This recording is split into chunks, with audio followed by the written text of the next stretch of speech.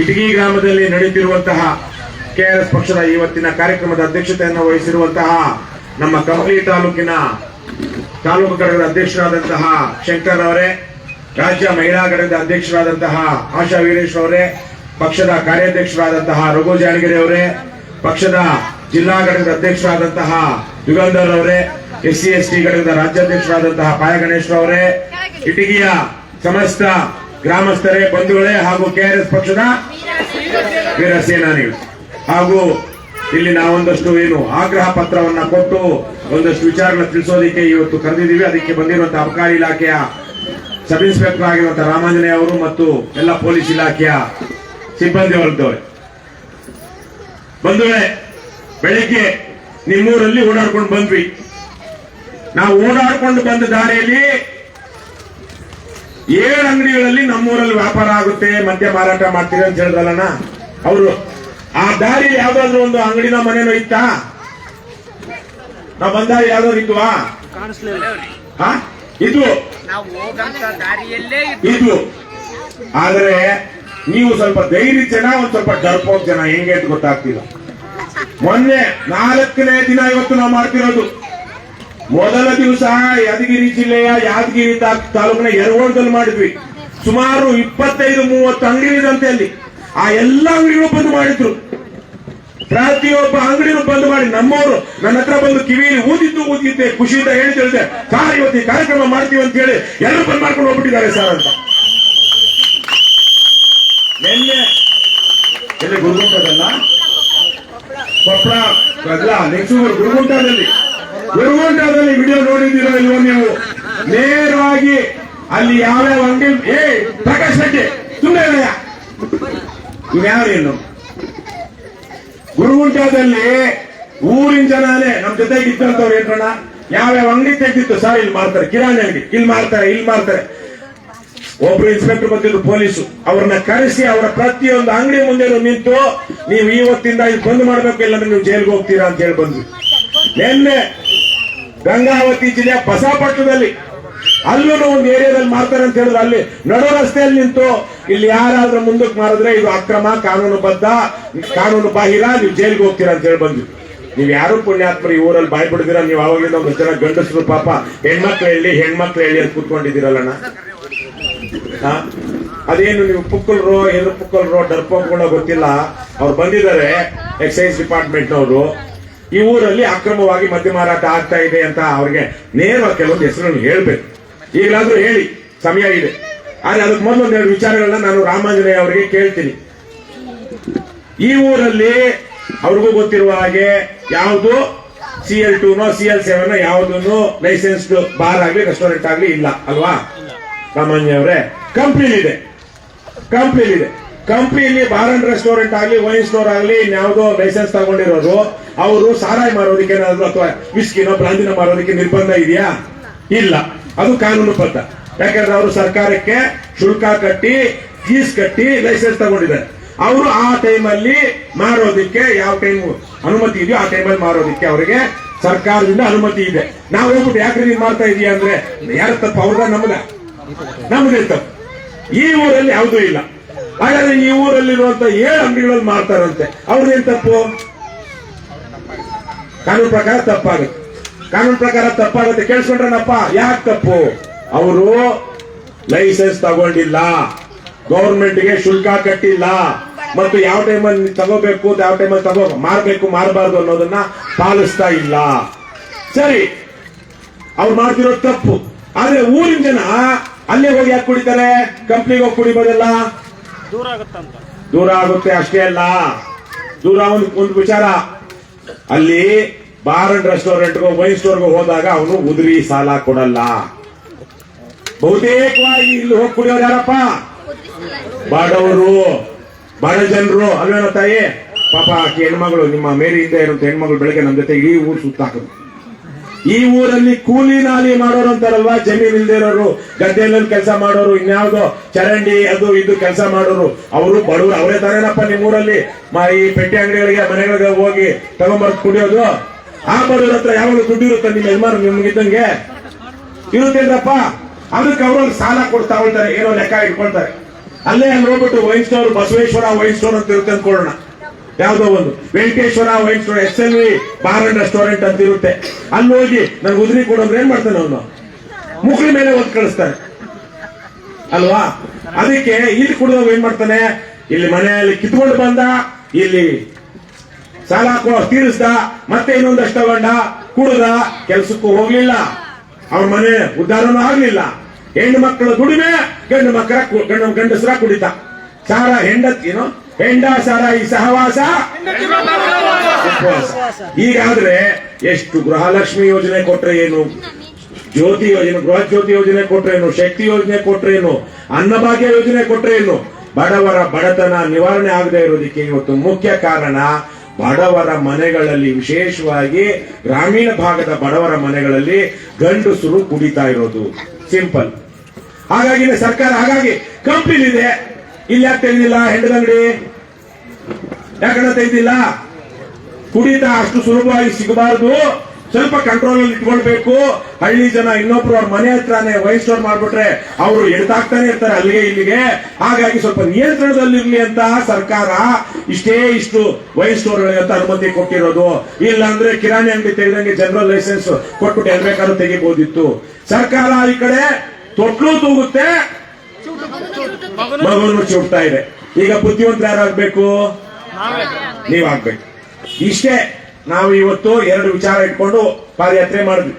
ಮದ್ಯ ನಿಷೇಧ ಜಾರಿ ಆಗಬೇಕು ಅಂತ ಅಂದ್ರೆ ಇಡೀ ರಾಜ್ಯದಲ್ಲಿ ಈ ಹೆಂಡ, ಸಾರಾಯಿ, ವಿಸ್ಕಿ, ಬ್ರಾಂದಿ ಏನಿದೆ ಇವೆಲ್ಲ ಬಂದ್ ಆಗ್ಬೇಕು ಅಂತ. ಬಂದಾದ್ರೆ ನಮ್ ಸರ್ಕಾರ ನಡೆಯಲ್ಲ ಅಂತ ಕೆಲವೊಬ್ರು ಲುಚ್ಚ ಲಫಂಗ್ರೆ ಹೇಳ್ತಾರೆ. ಲುಚ್ಚ ಲಫಂಗ್ರೆ ಹೇಳೋದು, ಮಹಾತ್ಮ ಗಾಂಧೀಜಿ ಹುಟ್ಟಿದ ರಾಜ್ಯ ಯಾವುದು? ನೀನಿರಮ್ಮ ಇಲ್ಲಿರೋರು ಹೇಳಿ ಯಾವ್ದಣ್ಣ? ಇವತ್ತಿನ ಪ್ರಧಾನಿ ಯಾರು? ನೀನು ಇರೋಣ ಯುಗಂಧರ್, ಇದು ಕ್ಯೂಸ್ ಅಲ್ಲ. ಇವತ್ತಿನ ಪ್ರಧಾನಿ ಯಾರಣ್ಣ? ಎಷ್ಟು ಜನ ಗೊತ್ತಿರಲ್ಲ, ಗೊತ್ತಿಯಪ್ಪ. ಮುಖ್ಯಮಂತ್ರಿ ಯಾರು ಅಂದ್ರೆ ಇಲ್ಲಿರೋ ಅರ್ಧ ಜನಕ್ಕೆ ಹೆಣ್ಮಕ್ಳು ಸೇರ್ತಂತ ಗೊತ್ತಿಲ್ಲ. ಯಾರಪ್ಪ ಇವತ್ತಿನ ದೇಶದ ಪ್ರಧಾನಮಂತ್ರಿ? ಮೋದಿ ಅಲ್ಲಣ್ಣ. ಮೋದಿ ಅದಕ್ಕೆ ಮೊದಲು ಏನಾಗಿದ್ರು? ಇದಕ್ಕಿಂತ ಟೀ ಮಾಡ್ತಿದ್ರಲ್ಲ. ಪ್ರಧಾನಮಂತ್ರಿ ಆಗೋದಕ್ಕೆ ಮೊದಲು ಏನಾಗಿದ್ರು? ಗುಜರಾತಿನ ಮುಖ್ಯಮಂತ್ರಿ ಆಗಿದ್ರು. ಗುಜರಾತಿನ ಮುಖ್ಯಮಂತ್ರಿ ಆಗಿದ್ರು. ಅಲ್ಲಿ ಆವತ್ತಿನಿಂದ ಸ್ವಾತಂತ್ರ್ಯ ಬಂದಾಗಲಿಂದ ಇದು ಸ್ವಾತಂತ್ರ್ಯ ತಂದುಕೊಟ್ಟಿದ್ದು ಮಹಾತ್ಮ ಗಾಂಧೀಜಿ. ಹಾಗಾಗಿ ನಾವು ಗುಜರಾತ್ನಲ್ಲಿ ಸಾರಾಯಿ ಮಾರಾಟ ಮಾಡೋದಕ್ಕೆ ಅವಕಾಶ ಇಲ್ಲ ಅಂತೇಳಿ 1947ರಿಂದ ಇವತ್ತಿನ ತನಕ ಅಲ್ಲಿ ಹೆಂಡ, ಸಾರಾಯಿ, ಬಿಸ್ಕಿ, ಬ್ರಾಂದಿ ಮಾರಾಟ ಇಲ್ಲ. ಮದ್ಯ ನಿಷೇಧ ಇದೆ ದೇಶದಲ್ಲಿ. ಮದ್ಯ ನಿಷೇಧ ಸ್ವಾತಂತ್ರ್ಯ ಬಂದಾಗಿನಿಂದ ಇರುವಂತ ರಾಜ್ಯ ಯಾವುದು? ಗುಜರಾತ್.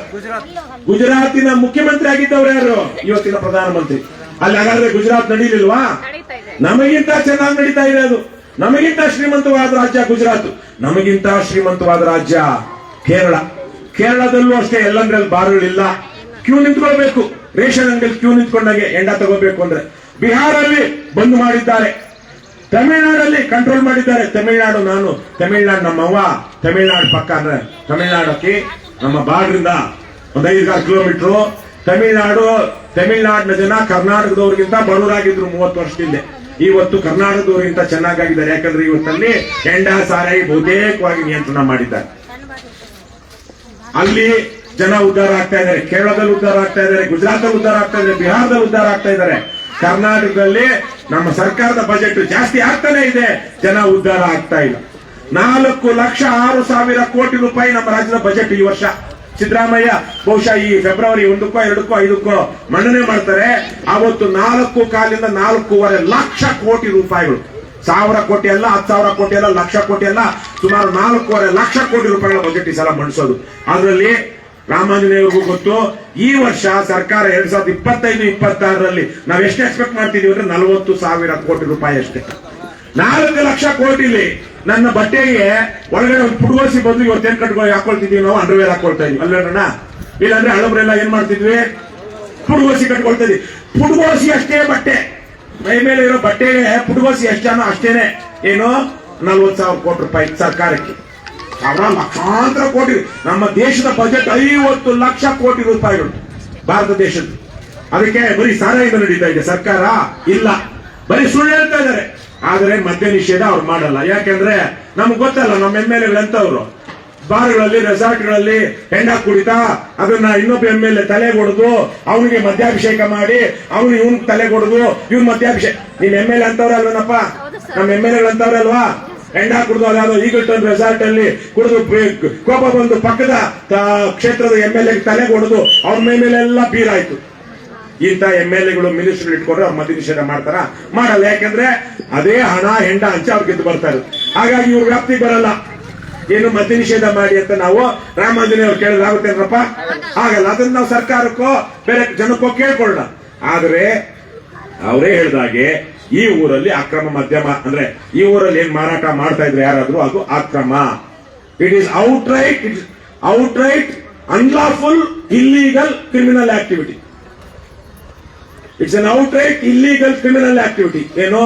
ಸಂಪೂರ್ಣವಾಗಿ ಅಕ್ರಮ ಕಾನೂನು ಬಾಹಿರ ಅಪರಾಧ ಚಟುವಟಿಕೆ. ನಿಮ್ಮೂರಲ್ಲಿ ಯಾವನೇ ಬದ್ಮಾಶು ಯಾವನೇ ಆಗ್ಲಿ ಅವ್ರ ಮನೆಯಲ್ಲೋ ಅಂಗಡಿನಲ್ಲೋ ಮಾಡ್ತಾ ಇದ್ದಾರೆ ಅಂದ್ರೆ ಅವ್ರು ಸಿಕ್ಕಾಕೊಂಡ್ರೆ ಇವ್ರು ಬಂದು ಕೇಸ್ ಹಿಡಿತಾರೆ, ಅರೆಸ್ಟ್ ಮಾಡ್ತಾರೆ, ಕೋರ್ಟ್ ತಗೊಂಡು ಪ್ರೊಡ್ಯೂಸ್ ಮಾಡ್ತಾರೆ, ಕೋರ್ಟ್ ಅವರಿಗೆ ಜುಡಿಷಿಯಲ್ ಕಸ್ಟಡಿ ಕೊಡುತ್ತೆ. ಆಮೇಲೆ ಅವ್ರು ಬೇಲ್ ತಗೊಂಡು ಆಚೆ ಬಂದು ವಿಚಾರಣೆ ತುಂಬಾ ದಿನ ನಡೆಯುತ್ತೆ, ಜೈಲ್ಗೆ ಹೋಗ್ತಾರೆ. ಕಳ್ಳತನ ನಡೀತಾ ಇದೆ ನಿಮ್ಮೂರಲ್ಲಿ. ಕಳ್ಳತನ ನೋಡಿದ್ರು ನಡೀತಾ ಇದ್ದು ಸುಮ್ಮನೆ ಇರ್ತೀರೇನ್ರಪ್ಪ? ಕಳ್ಳತನ ಇವತ್ತು ನೀವು ನಿಲ್ಲಿಸಬೇಕು ಅಂದ್ರೆ ನೀವು ಧೈರ್ಯ ಮಾಡಬೇಕು. ಇಲ್ಲಾಂದ್ರೆ ನಾಳೆ ನಿಮ್ಮ ಮನೆಯಲ್ಲೂ ಕಳ್ಳತನ ಆಗುತ್ತೆ. ನೇರವಾಗಿ ದರೋಡೆ ಮಾಡ್ತಾರೆ, ಹಾಲು ದರೋಡೆ. ಹಾಗಾಗಿ ರಾಮಾಂಜನೇಯ ಅವರೇ ಊರಲ್ಲಿ ಬಹಳ ದೊಡ್ಡ ದೊಡ್ಡ ಮನುಷ್ಯರೆಲ್ಲ ಹೇಳಿದ್ರು 7 ಕಡೆ ಸಪ್ತ ದ್ವೀಪಗಳಲ್ಲಿ ಈ ಊರಲ್ಲಿ ಎಷ್ಟು ಸಪ್ತ ದ್ವೀಪಗಳು 7 ದ್ವೀಪಗಳಲ್ಲಿ ಅಕ್ರಮವಾಗಿ ಮದ್ಯ ಮಾರಾಟ ನಡೀತಿದೆಯಂತೆ. ನಮ್ಮ ತಾಯಿ ಏನವ ರುದ್ರಮ್ಮ ಅವರು ಹೇಳಿದ್ರು. ಅವ್ರು ಸ್ವಲ್ಪ ಆ ಕಡೆ ಈ ಕಡೆ ಕೇಳಿಸ್ಕೊಂಡಿದ್ದಾರೆ ಅಷ್ಟೇ, ಅವ್ರು ನೋಡಿಲ್ಲ. ಯಾಕಂದ್ರೆ ಹೆಣ್ಮಗಳು ನಾನು ಕುಡಿತೀನಿ ಅಂತ ಅವ್ರ ಪ್ರಶ್ನೆ ಕರೆಕ್ಟ್ ಆಗಿದೆ. ಆದ್ರೆ ನೋಡಿರೋರು ಕುಡಿದಿರೋರು ಇಲ್ಲೇ ಇದ್ದಾರೆ. ಹಾಗಾಗಿ ನೀವು ಅವ್ರಿಗೆ ಏನ್ ಇವತ್ತು ಮಾಹಿತಿ ಕೊಡ್ತಾರೆ, ನಾವು ಸಭೆಯಲ್ಲಿ ಮಾಹಿತಿ ಕೊಡ್ತೀವಿ, ದಯವಿಟ್ಟು ನೀವು ಅದ್ರ ಮೇಲೆ ಕ್ರಮ ಜರುಗಿಸಲೇಬೇಕು.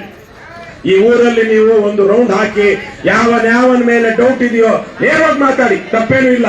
ನೀವೇನು ಅವ್ರ ಮನೆಗೆ ಸರ್ಚ್ ವಾರೆಂಟ್ ತಗೊಂಡು ಹೋಗ್ತಾ ಇಲ್ಲ, ಸರ್ಚ್ ಮಾಡ್ತಾ ಇಲ್ಲ. ಆದ್ರೆ ನಮ್ಮ ಮನೆಯಲ್ಲಿ ನಾನೊಂದು ಬಾಟ್ಲು ಬೀರ್ ಇಟ್ಕೊಂಡ್ರೆ ತಪ್ಪೇನು ಅಲ್ಲ, ಒಂದು ಬಾಟ್ಲು ಬಿಸ್ಕಿ ಇಟ್ಕೊಂಡ್ರೆ ತಪ್ಪಲ್ಲ.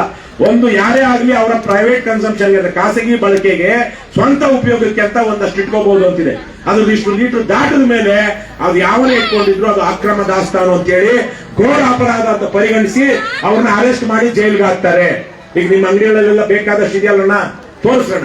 ಮಾಡೋವಾಗ ಹೋಗಿ ವಿಡಿಯೋ ಮಾಡ್ರಿ, ಕರೀರಿ. 112 ಪೊಲೀಸ್ ಇದ್ದಾರೆ, ಪೊಲೀಸರಿಗೂ ಮಾಹಿತಿ ಕೊಡ್ಬೋದು. ಅವ್ರ ಫೋನ್ ನಂಬರ್ ಕೊಡ್ತಾರೆ ರಾಮಾಂಜನೇಯ ಅವ್ರ. ಆಮೇಲೆ ಆ ಫೋನ್ ನಂಬರ್ ತಗೊಂಡು ಹೋಗಿ ಅವ್ರ ಫೋನ್ ನಂಬರ್ ನೆನ್ಪಿಟ್ಕೊಳ್ಳೋದು ಕಷ್ಟ. ನಿಮ್ಮೂರಲ್ಲಿ ಕಳ್ತನ ಆಗ್ತಾ ಇದೆಯಾ, ಕೊಲೆ ಆಗ್ತಾ ಇದೆಯಾ, ಅತ್ಯಾಚಾರ ಆಗ್ತಾ ಇದೆಯಾ, ಬೆಂಕಿ ಬಿದ್ದಿದ್ಯಾ, ನೀವು ಕಾಲ್ ಮಾಡ್ಬೇಕಾದ್ರೆ ಯಾರಿಗೆ?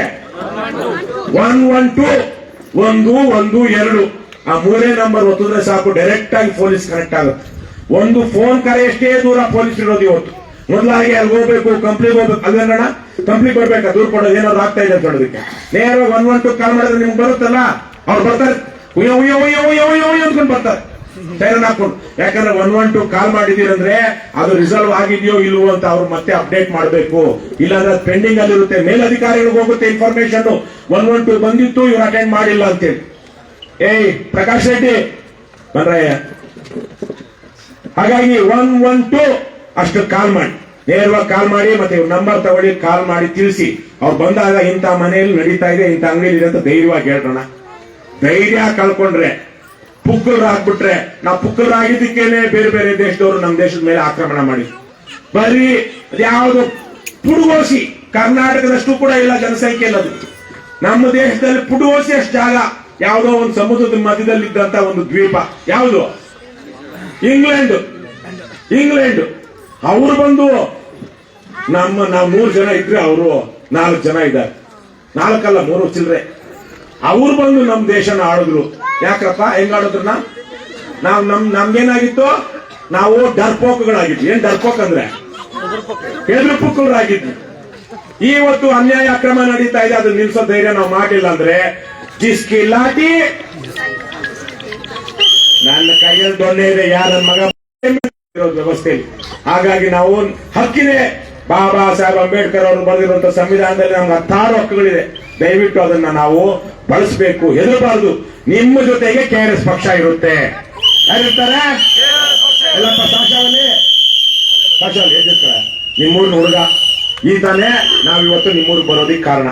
ಅದೇ ರೀತಿ ಬಸವಲಿಂಗಪ್ಪ ಅವರು ಇವತ್ತು ನಮಗೆ ಊಟದ ವ್ಯವಸ್ಥೆ ಮಾಡಿದ್ದಾರೆ ಅಲ್ವೇನಪ್ಪ, ಅವರೇ ಊಟದ ವ್ಯವಸ್ಥೆ ನಿಮ್ಮಲ್ಲಿ 16 ಜನ ಮಾಡಿದ್ದಾರೆ. ಏನಪ್ಪ ಹೆಸರು ರುದ್ರಮ್ಮ, ನಾಳೆಯಿಂದ ಯಾರಾದ್ರೂ ನಿಮ್ಮೂರಲ್ಲಿ ಮಾಡಿದ್ರೆ ನಮ್ಮ ಸಾಕ್ಷಾವಳಿಗೆ. ಆಮೇಲೆ ಇವತ್ತು ಬಂದಾಗಿದೆಯಾ ಇಲ್ಲವಾ? ಇವತ್ತು ಬಂದಾಗಿದೆಯಾ ಇಲ್ವಾ? ನಾಳೆ ಬಂದಾಗಬೇಕು ಅಂದ್ರೆ ಯಾರ ಮೇಲೆ ನಿಂತಿದೆ ಅದು? ಯಾರ ಮೇಲೆ? ನಿಮ್ಮ ಮೇಲೆ. ನಿಮ್ಮೂರಿನ ಜನರ ಯೋಗ್ಯತೆ ಮೇಲೆ ನಿಮ್ಮೂರಲ್ಲಿ ಬಂದಾಗುತ್ತೋ ಇಲ್ವೋ ಅನ್ನೋದು ನಿಂತಿದೆ. ನಿಮ್ಗೆ ಯೋಗ್ಯತೆ ಇದ್ರೆ ನಿಲ್ಲಿಸ್ತೀರಾ, ಯೋಗ್ಯತೆ ಇಲ್ಲ ಅಂದ್ರೆ ಕುಡಿತಾ ಇದ್ದೀರಾ. ಇಷ್ಟೇ. ನಿಲ್ಬೇಕು, ಬಡವರು ಉದ್ಧಾರ ಆಗ್ಬೇಕು, ಜನ ಉದ್ಧಾರ ಆಗ್ಬೇಕು, ನಾವು ಕಟ್ಟುವ ತೆರಿಗೆ ಹಣ ಸದುಪಯೋಗ ಆಗ್ಬೇಕು ಅಂದ್ರೆ ಇವತ್ತು ಹೆಂಡದ ವ್ಯಾಪಾರ, ಹೆಂಡ ಕುಡಿತ, ವಿಶೇಷವಾಗಿ ಬಡವರು ಬಲಿ ಆಗ್ತಾ ಇರೋದು ನಿಲ್ಬೇಕು. ಇಷ್ಟನ್ನ ನಾನು ನಿಮ್ಮೆಲ್ಲರಲ್ಲೂ ಕೈ ಮುಗಿದು ಕೇಳ್ಕೊಳ್ತೀನಿ, ದಯವಿಟ್ಟು ಮಾಡಿ, ಇಷ್ಟು ಮಾಡಿ ಅಂತ ಕೇಳ್ಕೊಳ್ತಾ ಅವರಿಗೆ ರಾಮಾಂಜನೇಯ ಅವರಿಗೆ ನಾವೊಂದು ಮನವಿ ಪತ್ರ ಕೊಡ್ತೀವಿ. ಅದಕ್ಕೆ ಮೊದಲು ನಾವು ಇಷ್ಟೆಲ್ಲ ಮಾಡ್ತೀವಲ್ಲ, ಕೊಡ್ತಿದ್ರವ, ಇಷ್ಟೆಲ್ಲ ಮಾಡ್ತೀವಲ್ವಾ, ಅದು ನಾವು ತಪ್ಪು ಅಂತ ಹೇಳಕ್ಕಾಗಲಿ, ಅದ್ರ ಮೇಲೆ ಅತಿಕ್ರಮಣ ಮಾಡಕ್ಕಾಗ್ಲಿ ಆಗಲ್ಲ. ಆದ್ರೆ ಅದು ಲಿಮಿಟ್ ಅಲ್ಲಿ ಇರ್ಬೇಕು. ಲಿಮಿಟ್ ಅಲ್ಲಿ ಇಲ್ಲ ಅಂದ್ರೆ ಬಿಡ್ಬೇಕು. ಮನೆಯನ್ನ ತನ್ನ ದೇಹವನ್ನ. ಆಮೇಲೆ ಇನ್ನೊಂದು ತಿಳ್ಕೊಳ್ಳಿ, ಅದೊಂದು ರೀತಿಯಲ್ಲಿ ತಪ್ಪು. ಹೆಂಗೆ ಅಂದ್ರೆ ಈಗ 5 ಜನರಿಗೆ ಕ್ಯಾನ್ಸರ್ ಬಂದಿದ್ರೆ 2 ಕುಡಿಯೋದೇ ಇಲ್ಲ, ಅದು ಅವ್ರಿಗೆ ಕ್ಯಾನ್ಸರ್ ಬಂದಿದೆ. ಇನ್ನು 3 ಜನಕ್ಕೆ ಕ್ಯಾನ್ಸರ್ ಬಂದಿದೆ, ಅದು ಕುಡಿತಾನೆ ನೇರ ಒಂದು ಕಾರಣ.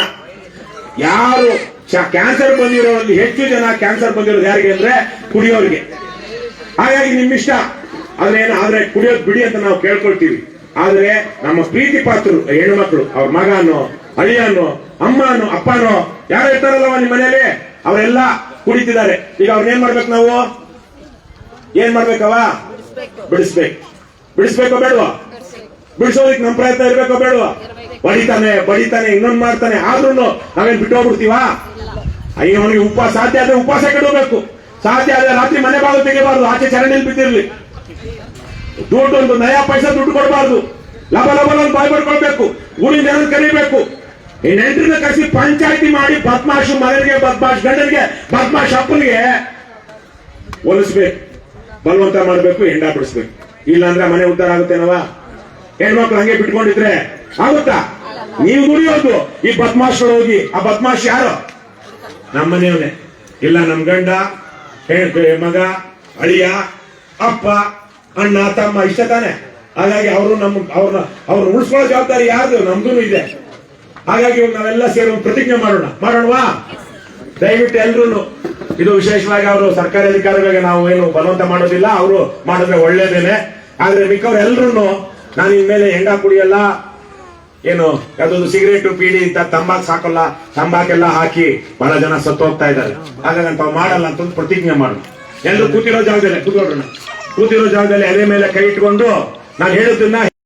ಆದ್ರೆ ಮಿಕ್ಕವರು ವಿಶೇಷವಾಗಿ ಹೆಣ್ಣು ಮಕ್ಕಳು ಹೇಳೋರು, ಗಂಡಸರ ಕತೆ ಆಮೇಲೆ ನೋಡ್ಕೊಳ್ಳೋಣ. ನೀವು ಮನಸ್ಸು ಮಾಡಿದ್ರೆ ಚಡ್ಡಿ ಬಿಚ್ಚುವುದು ಹೌದು. ಎಲ್ಲ ಇದೇ ಮೇಲೆ ಇಟ್ಕೊಳ್ಳೋಣ. ಇಟ್ಕೊಳ್ಳೋಣ, ಇದೇ ಮೇಲೆ ಇಟ್ಕೊಳ್ಳಿ.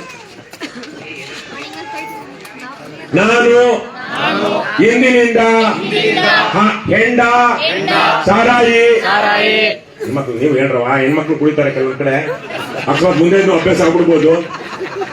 ವಿಸ್ಕಿ, ಬ್ರಾಂದಿಯಂತಹ ಮದ್ಯವನ್ನು ಸೇವಿಸುವುದಿಲ್ಲ ಹಾಗೂ ಬೀಡಿ, ಸಿಗರೇಟು, ತಂಬಾಕು, ಗುಟ್ಕಾ, ಗಾಂಜಾ, ಡ್ರಗ್ಸ್ ನಂತಹ ಮಾದಕ ವಸ್ತುಗಳನ್ನು ಕುಡಿಯುವುದಿಲ್ಲ, ಸೇದುವುದಿಲ್ಲ, ಬಳಸುವುದಿಲ್ಲ ಎಂದು ಕಂಪ್ಲಿ ಸೋಮೇಶ್ವರನ ಮೇಲೆ, ಹಂಪಿ ವಿರೂಪಾಕ್ಷನ ಮೇಲೆ. ಅಣ್ಣ ಈರಣ್ಣ, ನಿಮ್ ಮಗ ಸತ್ತಿದ್ದು ಕುಡಿಯೋದ್ರಿಂದ ಅಂತ ಹೇಳ್ತಿದ್ದಲ್ಲ ಅಣ್ಣ, ಏನ್ ನಾನು ಹೇಳೋದು ಅರ್ಥ ಆಗ್ತಾ ಇಲ್ವಾ? ಕುಡಿದು ಸತ್ತು ಆಸ್ತಿ ಉಳಿಸ್ಕೊಳಕ್ಕಾಗಿಲ್ಲ ನಿಮ್ ಯೋಗ್ಯತೆಗೆ, ಅದಕ್ಕೆ ಹೇಳೋಣ.